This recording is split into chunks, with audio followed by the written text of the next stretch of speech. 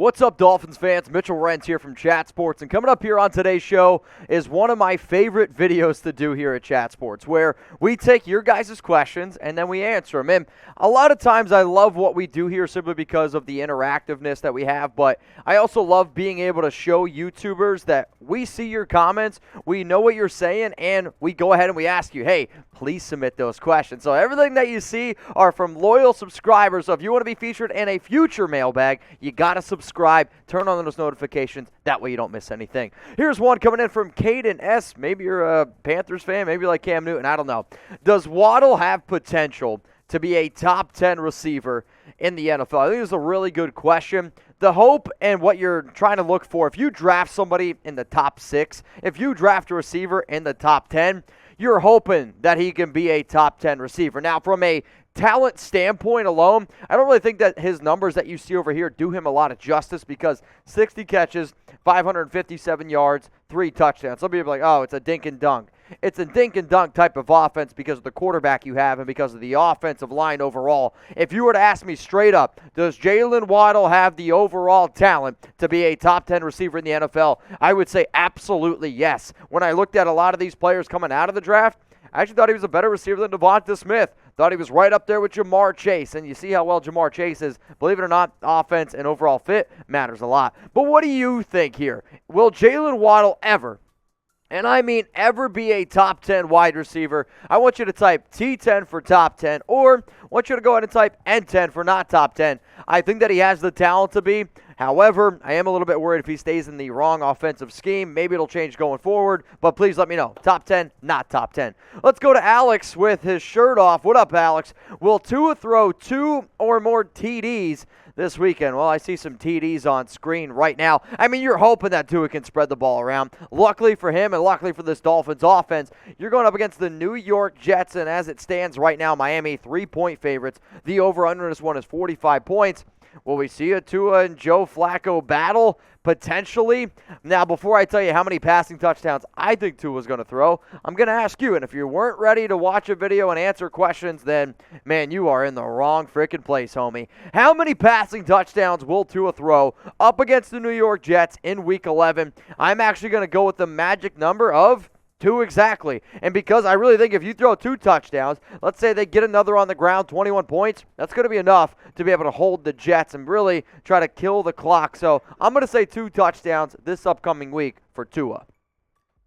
Let's go to EXE_Golden1.0. You probably could have made that username a little bit more challenging. With the Dolphins schedule, okay, wow, just all around Grammarly, can we be a playoff team? Well, considering the fact that you're 3-7 as it stands right now, here's the AFC playoff picture. I'll say that if you want to be able to make the playoffs, you got to win out. You probably have to be somewhere around 10-7. I mean, look at last season. The Dolphins were 10-6, and they still didn't make the playoffs. So if you win out, sure, you got a chance. Here's the issue. It's really hard to win 7 games in the NFL in a row. Breaking news, I know. But I do think the schedule is a little bit easier. Obviously, it starts Week 11 up against the Jets. I have the Dolphins winning that game. Then you have Week 12 up against Carolina. It depends what Carolina you're going to get, if Cam Newton's legit or not. Week 13, Giants. Then you get a Week 14 bye. And then once you look at it, you play the Jets again. Here's where it gets tough. Saints, Titans, Patriots. Now, you already beat the Patriots once, 17-16. Maybe you could beat the Saints. It's Trevor Siemian. It's a little bit of a different team. And who knows? The Titans, what if they have the number 1 seed locked up? They don't have Derrick Henry. You could potentially take them down. So what do y'all think here? As you're sitting 3-7, the question was, will the Dolphins go ahead and how do they make the playoffs? They make the playoffs by winning out. Unfortunately for you, I don't see them winning out, and I have the Dolphins ultimately probably winning and finishing the season out with a 6-11 record. I have them beating the Jets twice, and then you fill in another game there. I don't see them beating New England. I don't see them beating the Saints. I don't see them beating Tennessee. If you can maybe beat one of those other teams in the mix there, but 6-11. Let me know what you guys think their final record is going to be this season. Let's go to Zoe Owney. I'm already thinking of future because we suck. How can we improve this offseason? We're going to go a few different routes here. Now, if you want to upgrade the quarterback position, sure, it's definitely a route to do. But I really think it starts with the offensive line. If you don't have a good offensive line, you're not winning battle of the trenches. I don't really care who you have at quarterback. I don't care who your skill position players are. You can't figure it out. You got to maybe potentially extend, I don't know, your Gesicki with tight end. You got to get your wide receivers more involved. Will Fuller, he's always banged up. You got Devontae Parker, he's always banged up. But I also think that it goes to an offensive coordinator. We've seen, and we always talk about it with quarterbacks. If you got 2 quarterbacks, you don't have any quarterback. So I think this also goes on this here, where if you got 2 offensive coordinators, do you actually have an offensive coordinator? I think it makes the whole thing super, super freaking confusing. So I'm going to go ahead and say get an offensive coordinator and get yourself an offensive line. Now, this is the Dolphins YouTube channel, but if you're also looking for more NFL content, really cool thing, we were actually voted the best NFL YouTube channel out there. So if you don't believe me, go see for yourself. We're interactive like we're here. We go live all the time. We go live Monday, Wednesday, Thursday. We got breaking news, NFL videos. Make sure you know more about the NFL than all your buddies. Subscribe. You see the link below, youtube.com/chatsportstv. We got King Short. Good to see you back on Dolphins News, Mitch. Well, I'm happy to be here. Tighten up, though. Well, that's what she said. We are mammals, not fish. So I went back and I saw this comment. I'm like, what the hell is King talking about? And yes, I said that the Dolphins were fish last week, but don't worry. I'll be better. We'll be better. If we got to change this to the Mammals News Report, maybe we'll go with that going forward. But yes, I'm happy to be back. And if you guys are happy to have me back, remember, more subs equals more videos. Hit that sub button below. Let's go to David Valerio. We need a veteran offensive coach. This offense played better under Champ Gailey. I do think it played better with Champ Gailey. However, Champ Gailey's offense and overall scheme fit more for Ryan Fitzpatrick than it did Tua Tagovailoa. And I can understand with the way Miami was trying to get it going, right? They were trying to go with Gotze. Gotze worked a lot with Tua Tagovailoa last season. The issue is, kind of what I mentioned before, you got 2 OCs. It's just nobody really knows who to take control. You got different guys butting heads all the time. I think you need an offensive mind. However, I'm actually more in the boat. I would maybe go out and find somebody in the college level, a little bit younger, so I'm bringing some of that fun college type of scheme because I think that's the type of quarterback Tua is. Get him in a college type of offense, and then let's see where things go from there. What up, CJ? This is a hell of a picture. This is how I feel after a few drinks in Vegas. Since Parker and Fuller can't stay healthy, you're damn right they can't, should the Dolphins consider getting another wide receiver in this year's draft? Now, if you're going to try to replace Parker and Fuller, you probably have to draft somebody a little bit earlier on. I don't see Miami drafting a wide receiver in the first round. Now, if let's say they do, here are my top 5 wide receivers. Chris Olave from Ohio State. Drake London, who's actually starting to turn out to be my favorite receiver out of USC. You got Garrett Wilson, another guy out of Ohio State.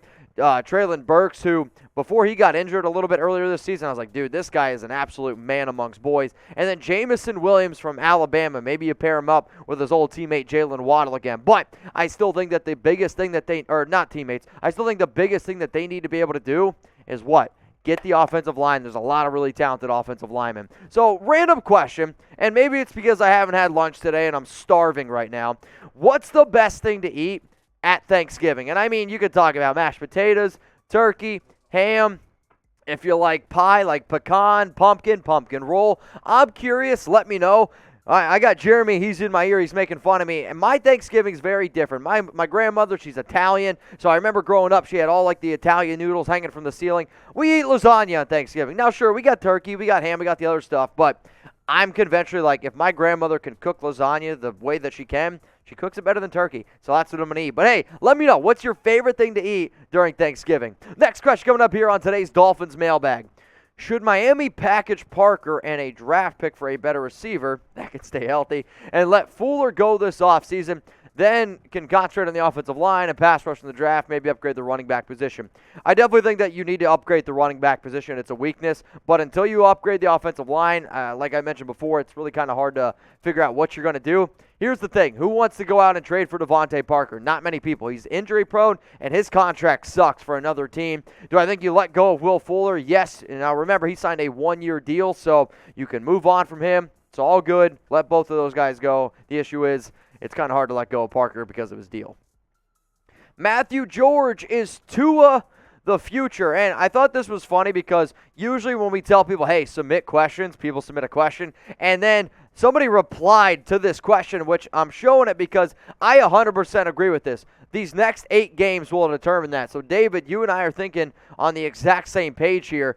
The reason is you're 100% right. If the Dolphins can win a few games, and they've won 2 games in a row, and I really think what it comes down with Tua is his confidence. And if you can build his confidence, go into the offseason, build the offensive line, have some healthy receivers around him, this whole discussion changes. Now, you're going to have a lot of Deshaun Watson rumors. Don't worry, we'll be covering him here. But it really does determine how he looks the final 8 games here because his first 16 games in the NFL, now he's only started 14, 64.6 completion percentage. That's okay.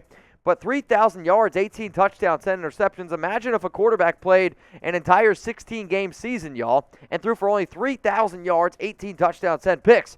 That's just not very good whatsoever. So I'm going to end on this note.